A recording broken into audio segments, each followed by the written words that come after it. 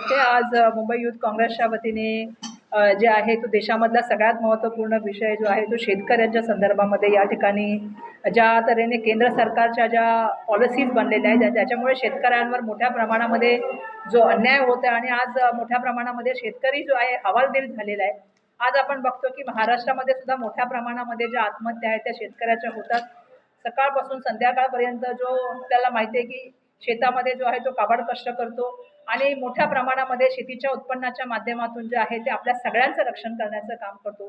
त्या शेतकऱ्याच्या संदर्भामध्ये आज या ठिकाणी आम्ही जे आहे ते सत्याग्रहाचं त्या ठिकाणी आंदोलनाचं आपल्या सगळ्यांना माहिती आहे की मुंबईच्या परिसरामध्ये घेतलेल्या मुंबई काँग्रेसच्या परिसरामध्ये आमचं म्हणणं तेच आहे की ज्या तऱ्हेने US ट्रेड डील झाली की शेतकऱ्यांच्या संदर्भामध्ये त्याच्या विरोधामध्ये आम्ही आहोत की ज्या तऱ्हेने आता सोयाबीन असेल, कापूस असेल किंवा आपल्याला माहिती आहे की आपल्याकडचे जे बाकीचे पिकं आहेत त्याच्यामध्ये हा मोठ्या प्रमाणामध्ये याच्यामुळे आपल्याला नुकसान सहन करावं लागणार आहे आणि शेतकरी जो विदर्भाचा आहे त्याच्या भावाला म्हणजे मालाला भाव मिळत नाही आणि आपण US मधून घेतोय. आज बांगलादेशला जे आहे ते टेरिफ शून्य केल्यामुळे तिथला कांदा जातो. परंतु आपल्याकडे जर बघितलं तर आपल्याकडे जे आहे ते एक्सपोर्ट ड्युटी असल्यामुळे आणि टेरिफचं लावल्यामुळे 15% त्यामुळे आपल्याला मोठ्या प्रमाणामध्ये एक्सपोर्ट बंद झालेला आहे. त्यामुळे शेतकऱ्यांना आज हवालदिल झालेला आहे आणि शेतकऱ्याचा सगळ्यात महत्त्वाचा प्रश्न असा झालेला आहे की आपण बघतो की कधीही पाऊस येतो. एक तर ग्लोबल वॉर्मिंगमुळे शेतकरी त्रास सहन करतोय कारण कधीही पाऊस येतो. पेरणी केल्यानंतर दुबार पेरणी करावी लागते आणि अशा वेळेला त्यांचं अपेक्षा ही होती. आम्ही सातत्याने केंद्र सरकारला सांगत होतो की तुम्ही शेतकऱ्यांचं बजेट तर काही या बजेटमध्ये वाढवलं नाही.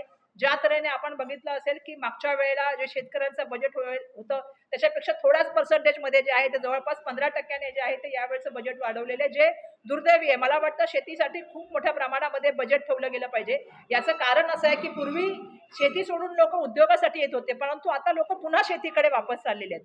जे प्रमाण 44% होते ते आता जवळपास 48% शेतीच्या उद्योगावर गेलेलं आहे. म्हणून अशा वेळेला शेतीचं बजेट वाढवणं त्या व्यतिरिक्त जे आहे ते शेतकऱ्यांसाठी विविध गोष्टीचं त्या ठिकाणी आयोजन करणं. आपण बघितलं की सगळ्यात मोठं आंदोलन हे शेतकऱ्यांनी केलं आणि शेतकऱ्यांच्या आंदोलनाला कसं निस्तारनाभूत करता येईल यासाठी केंद्र सरकारने विविध यंत्रणांचा वापर केला.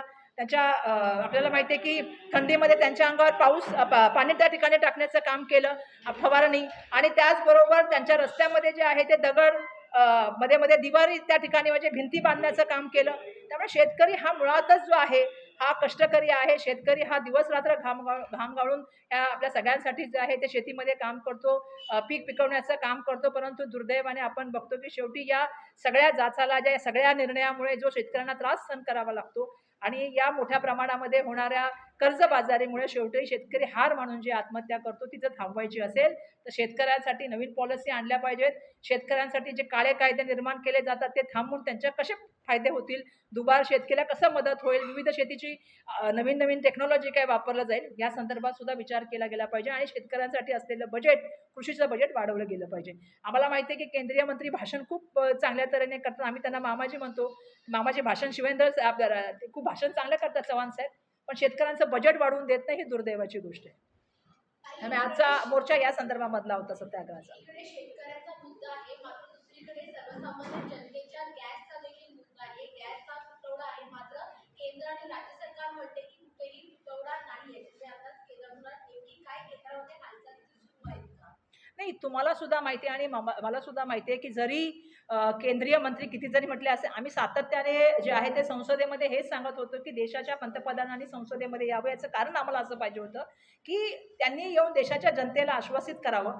कारण आपण सातत्याने बघितले असं कसं सरकार आहे की ज्या ज्या वेळेला आपत्ती येते किंवा ज्या वेळेला अशी परिस्थिती येते त्या वेळेला जनतेला कधीही कुठलं साधन किंवा कुठलंही समाधान देत नाही. असं कसलं सरकार आहे की प्रत्येक वेळेला ज्या वेळेला आपत्ती येते त्या वेळेला ते लोकांना लाईनमध्ये उभं करतं. नोटबंदी असेल किंवा करोना असेल किंवा आता ही आपण म्हणतो ती LPG गॅसची किल्लत हा खूप महत्त्वाचा विषय.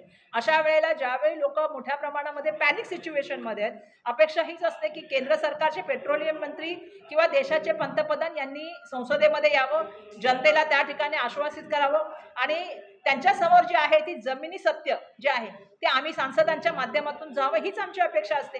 खरं तर बघाल तर आज मुंबईमध्ये इतकी भयावह परिस्थिती आहे. मुंबईमध्ये छोटे छोटे हॉटेल चालतात. मुंबईमध्ये छोट्या छोट्या हॉटेलमध्ये जर आपण बघितलं तर त्या ठिकाणी आज अशी परिस्थिती आहे की आता चहा तर काही काही ठिकाणी लोकांनी बंदच केले आहे. जेवणामध्ये पण 3 ते 4 पदार्थ मिळणार. आज अशी परिस्थिती आहे की मागच्या हप्त्यामध्ये जो 5-6 हजारामध्ये मिळत नव्हता, तो आता 6,500 मध्ये कमर्शियल गॅस मिळत नाहीये. जो डोमेस्टिक म्हणजे आपल्या घरगुती गॅस असतो, तो सुद्धा आता जर आपण बघितलं तर 3,500 मध्ये मिळत नाहीये. मध्ये 25 दिवसाचं वेटिंग होतं, आता ते दिवसाचं वेटिंग सुद्धा वाढलेलं आहे. लोक मोठ्या प्रमाणामध्ये काळा बाजार त्यामध्ये वाढलेला आहे. या सगळ्या गोष्टी सर्वसामान्य माणसाला खूप त्रास देणार आहेत. तुम्हाला मी सांगते, आज ज्या ठिकाणचे मायग्रंट वर्कर आलेले आहेत, ज्यांना खाण्यापिण्यासाठी काही सुविधा नाही आहे, अशा लोकांचे हाल तर विचारू नका असे झालेले आहेत. आज अशी परिस्थिती आहे की खूप साऱ्या हॉटेलमध्ये कोळशावर किंवा लाकडावर जेवण बनवत चाललेलं आहे. आणि आता मला हे सांगायला पाहिजे की ज्या देशाच्या पंतप्रधानांनी सांगितलं होतं की कोळसा नंतर घेतल्यानंतर माझ्या डोळ्यातून कसा धूर पडत होता, आज लोकांच्या डोळ्यामध्ये त्यांनी धूर आणलेला आहे. आणि लोकांच्या या धुराला ते जबाबदार आहे. ज्या तऱ्हेने नियोजन करायला पाहिजे होतं युद्धाच्या संदर्भामध्ये, आजही आपल्याला माहित नाही की युद्धनीय परिस्थिती पुढे काय होणार आहे. आम्ही म्हणत होतो त्यांना की तुम्ही एवढी बिलं आणली, पण तुम्ही एक चर्चा घेतली नाही 193 ची, आणि ती चर्चा आम्हाला इच्छा होती की त्यांनी इराक आणि या युद्धाचे जे सगळे परिणाम झालेले आहेत आणि त्याचे भारतावर काय परिणाम होणार याच्यावर एक चर्चा संसदेमध्ये घ्या. पण दुर्दैवाने ती चर्चा घेतली गेली नाही. सातत्याने काँग्रेस पक्षाच्या माध्यमातून आम्ही सांगितलं की या युद्ध कधी संपणार, संपलं नाही त्याची काय परिस्थिती होणार, आणि त्या परिस्थितीच्या माध्यमातून लोकांच्या सर्वसामान्य जीवनावरती आज आपण बघतोय की मोठ्या प्रमाणामध्ये याचा परिणाम जो आपल्याला जाणवतोय. आता पेट्रोल डिझेलच्या बाबतीमध्ये पण मोठा समस्या आहे. कच्च्या तेलाच्या किमती वाढत चालल्यात आणि LPG गॅसच्या संदर्भामधली मोठी किल्लत आहे. त्यामुळे या सगळ्या गोष्टीचा आम्हाला सारासार चर्चा करण्याची इच्छा होती, परंतु आपल्याला माहिती आहे की पंतप्रधान आले आणि मला वाटतं 1-2-4 मिनिटं ते बोलले आणि ते निघून गेले. त्याच्यानंतर ते संसदेमध्ये आले नाहीत. ही दुर्दैवाची गोष्ट आहे.